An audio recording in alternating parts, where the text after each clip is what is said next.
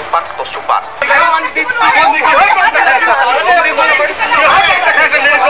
দহটা শব্দৰ 8টাই অশ্লীল ওৰে শুদ্ধই ইংৰাজীও ওলাইছে মুখৰ পৰা দেখাত ভদ্ৰ পিছে মুখৰ কথা শুনিলে আৰু কাণ্ড দেখিলে আপুনিও লাজত নাক কুচাব ঘটনা গুৱাহাটীৰ সেন্ট মেৰিজ হাইস্কুলৰ সন্মুখ কাহিনী কম তাৰ আগতে চাওক এইগৰাকী যুৱতী আৰু তেওঁৰ এজন সংগীয়ে কৰা অসভ্যালি যুৱতীগৰাকীয়ে কাজিয়া কৰিছে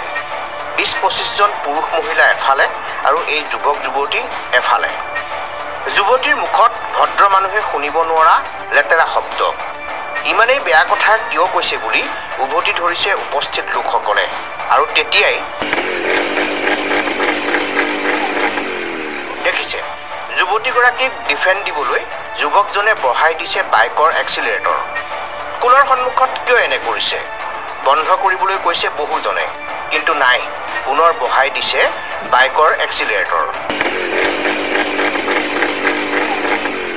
এবাৰ চাওক যুৱতীগৰাকীৰ আন এক ভংগীমা এতিয়া আহো মূল কাহিনীলৈ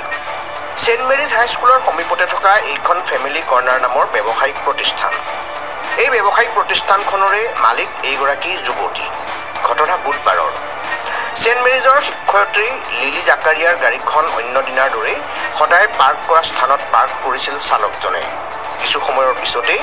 গাড়ীখনৰ চালক আৰু বাছ এটেণ্ডেণ্ট গৰাকীৰ চকুত পৰিল এক দৃশ্য এডাল পাৰ্মানেণ্ট মাৰ্কাৰ লৈ গাড়ীখনত কিবা কিবি আগবাগ কৰিছে যুৱতীগৰাকীয়ে